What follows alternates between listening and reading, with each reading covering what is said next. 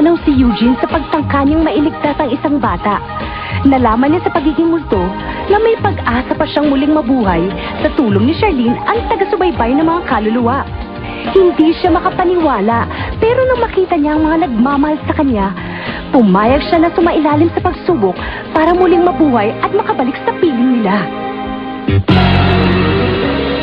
Si Jericho, isang bagong kaluluwa. Sandali lang, Charlene! Saan pa tayo pupunta? Sa kabilang daigdig. Ha? Paano? Ipapakilala kita sa isang taong magpapaliwanag sa'yo ng mabuti ng pagsubok na daraanan mo.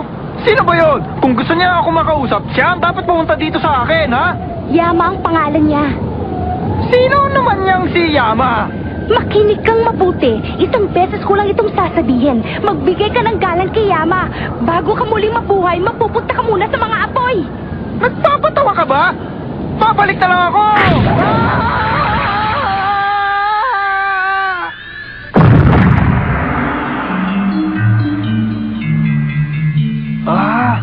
Anong lugar ito? Mukhang napakahiwaga. Ayun na. Iyan ang daan papunta sa kabilang daigdig. Ha?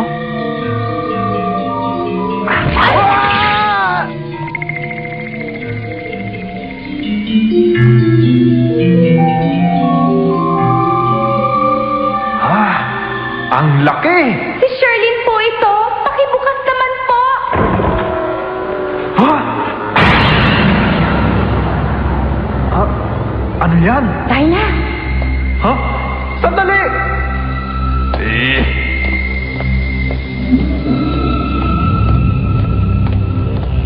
Paano kung matalo ako? Hindi na ako makakabalik?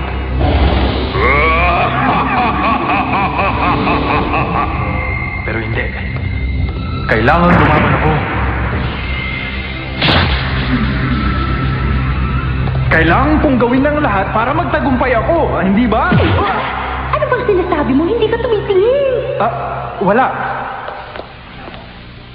Si Charlene po ito. Kasama ko na po ngayon si Eugene. Sige, tuloy kayo.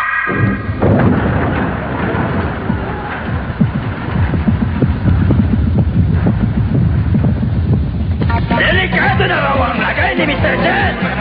Hindi pa naman niya oras, ha? Sige lang, madali.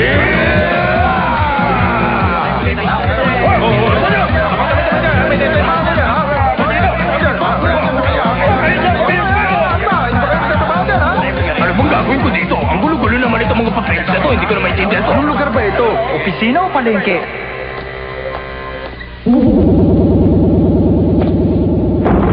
Yama, nandito na po kami.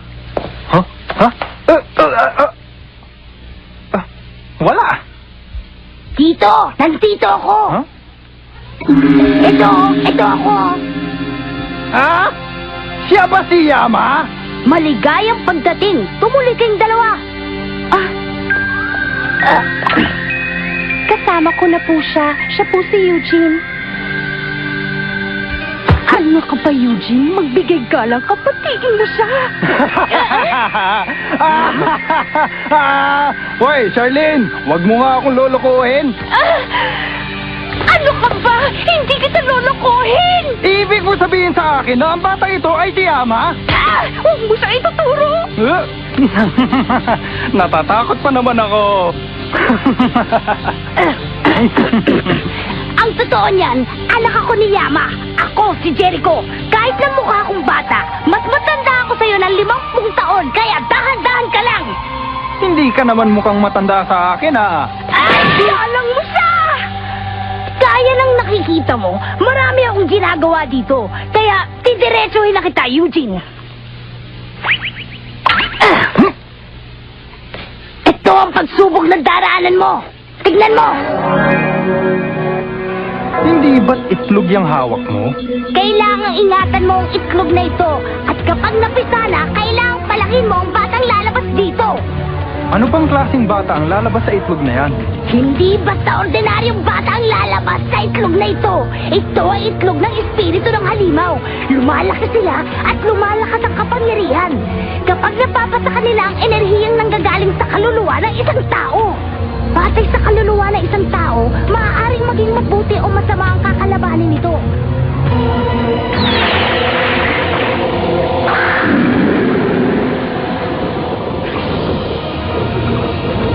Kapag ang iisipin mo ay maglalabas ng kasamaan, lalabas ang isang napakasamang halimaw, kakainin ka nito, yun na ang katapusan mo. Imposible ka nang mabuhay at makabalik pa sa inyo. Kaya't kinakailangan mo ang dagdag na pag-iingat. Pananatiliin ko ang tibok ng puso ng iyong katawan, kaya't sa iyo nakasalalay ang iyong tagumpay. I can't believe I did that. Yusuke, I'm afraid you don't have time for reflection. Koenma said that until the ordeal's finished he'd keep a pulse in your body, but that won't help if it's cremated at the funeral. Ah! I forgot! Can't very well be alive if you don't have a body. Hindi ba, Eugene? Pupuntahan ko na!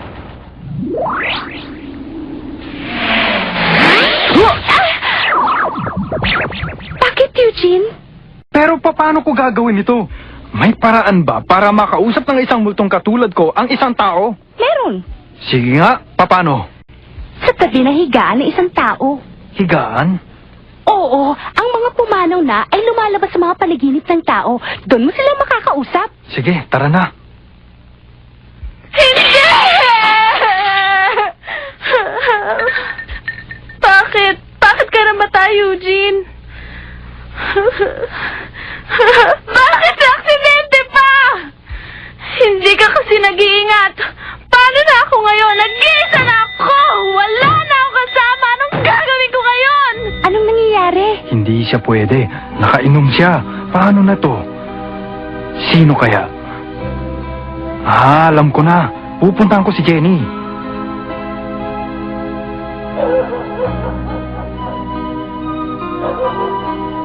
Ang linis-linis ang kwarto ni Jenny. Hindi tulad ng kwarto ko. Ang daming kalat. Ayan, tulog siya.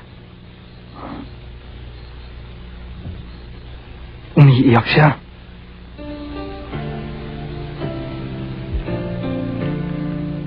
Eugene! Hintay! Hintay! Eugene! Hintay!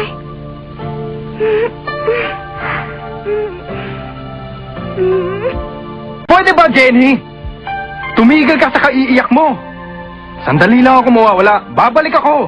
Pangako yan. Maghintay ka lang. Eugene? Nakikinig ka ba sa mga sinasabi ko? Ang bigat. Ha? Pakisabi nga kay Mami na babalik ako. Huwag nilang ililibing ang katawan ko. Dahil babalik ako sa inyo. Pangako yan, Jenny. Pangako. Jenny, huwag mo sanang kalilimutan. Ayokong makitang malungkot ka, Jenny. Eugene! Nagpakita siya. Kinausap niya ako sa panaginip ko. Hindi yata panaginip yun,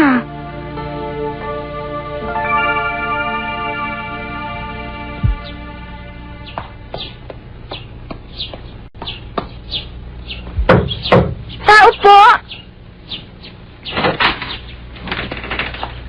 Tao po!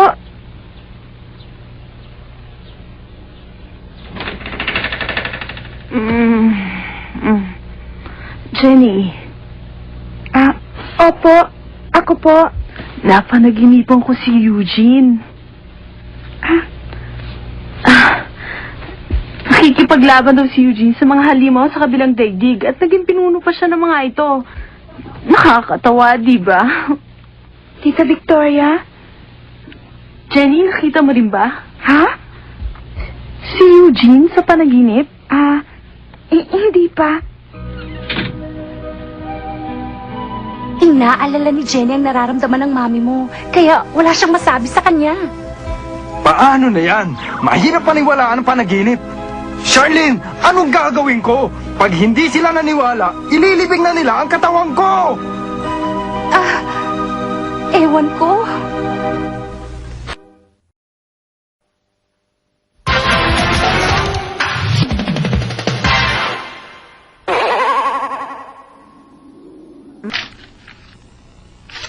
Charlene, anong gagawin ko? Hindi ako pwede maghintay na lang hanggang makatulog sila. Ano bang gagawin ko, ha?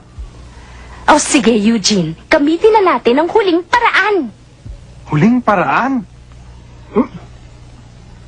Kakausapin mo ulit si Jenny, pero hindi sa panaginip. Sasalib ka sa katawan ng iba. Sasanib ako sa katawan ng iba tapos kakausapin ko si Jenny. Yun na nga. Kahit sino ba pwede? Hindi. May kailangang sundin ka. Kailangang sumanib ka lang sa taong pinakamalapit sa'yo at malakas ang paniniwala. At sino naman ang taong may malakas na paniniwala? Huh? Bakit, Alfred? Ano nangyayari sa'yo? Nilalamig ako. Bakit? May sakit ka ba?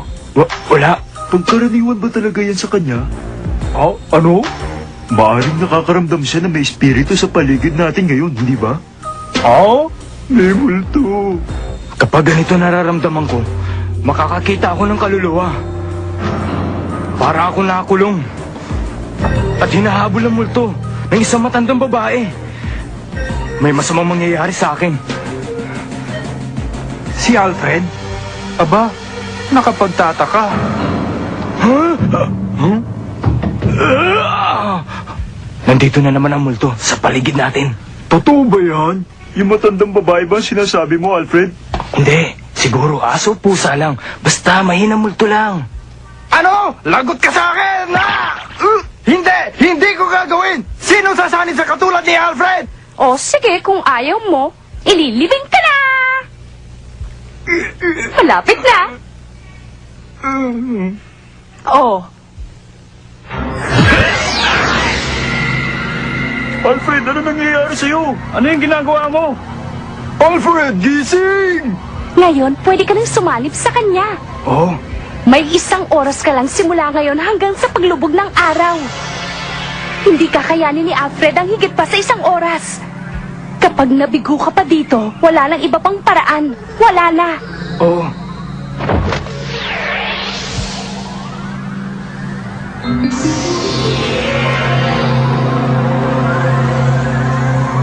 Huh? Oh? Huh? Huh? Ah! Buhay na uli ako! Buhay na uli ako! Gising na si Alfred. Tumabi kayo rin! Nagmamadali ako! Ano daw? Anong sabi niya? Sayang oras! Ang oras!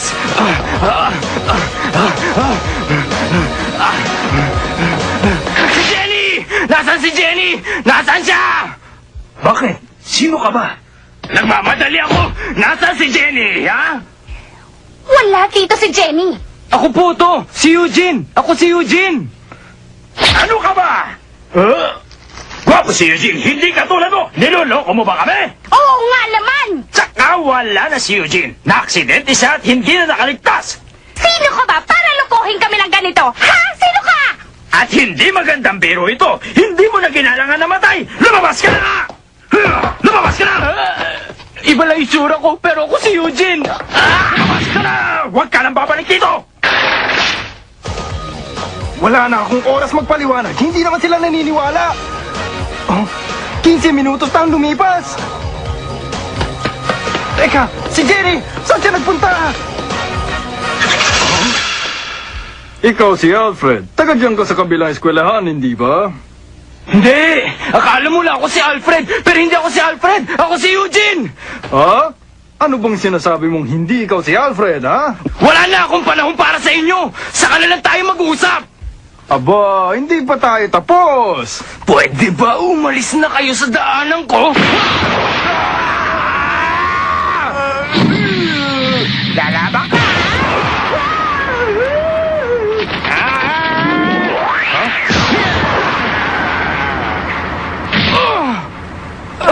Talagang matigas ka!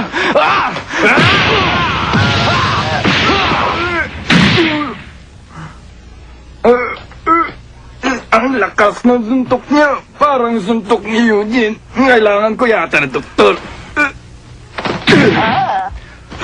Sinasayang niyo lang ang oras ko dito, ah.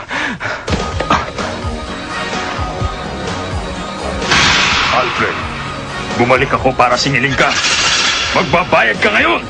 Ang dami namang kalaban nitong si Alfred. Umanda ka!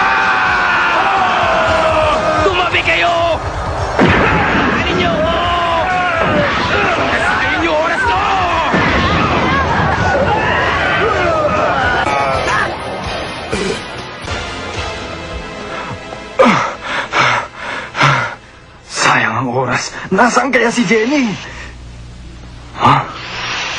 Ang mga kaibigan ni Jenny. Ayos. Sana okay lang si Jenny. Kawawa naman siya, no? Palagi siyang malungkot. Si Jenny.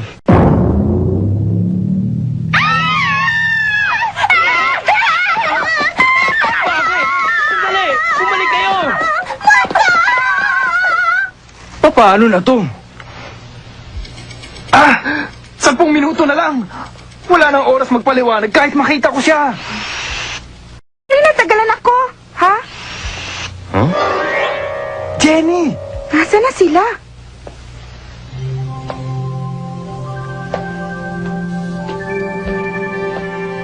Paano ko siya kakausapin? Hindi siya maniniwala pag ganito ang itsura ko.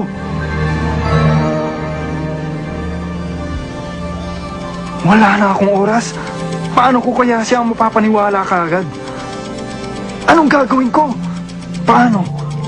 Alam ko na. Teka.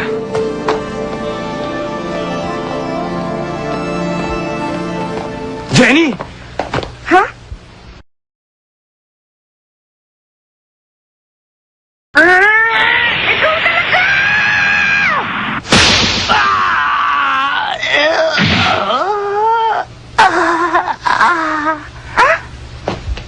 Si Alfred pala! Hindi! Tama! Si Eugene nga ako! Ha? Ang lakas mo talaga sa muntok! Ang sakit nun ah! Si Eugene? Imposible yata yun, ah. Ikaw na ba talaga yan, Eugene? Ako nga. Magtiwala ka sa akin. Jenny, makinig ka. May mahalaga akong sasabihin sa'yo. Hindi ako makapaniwala, pero ikaw lang naman, Eugene, ang gumagawa ng ganun sa akin, eh. Ha? Eugene? Sa mga salita at ikinikilos, ikaw nga ang Eugene na matagal ko nang nakilala at naging kaibigan. Sandali.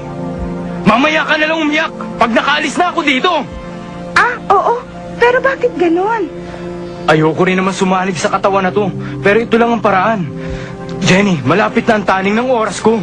Ha? Kinakailangan ko nang umalis sa katawang ito bago mawala ang araw.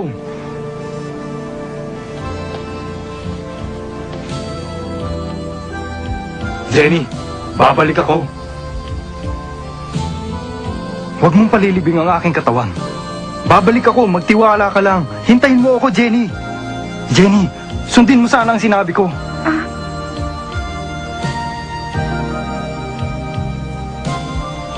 Kailangan ko nang umalis. Hintayin mo ako, Jenny. Oo. Maghihintay ako. Eugene.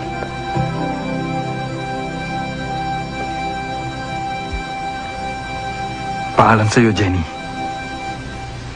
Ha? Teka, ano nangyari sa akin? Ba't ako nandito? Ha? Ha?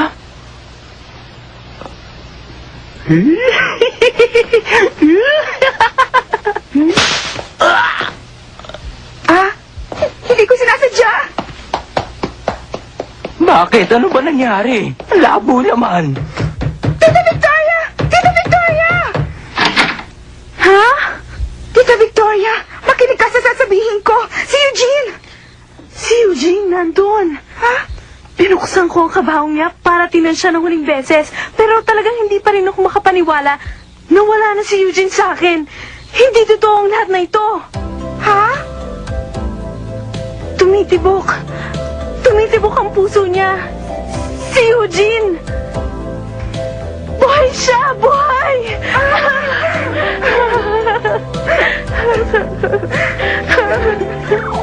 Ngayon, ligtas na ang katawan mo. Hindi na ito maililibing. Oo.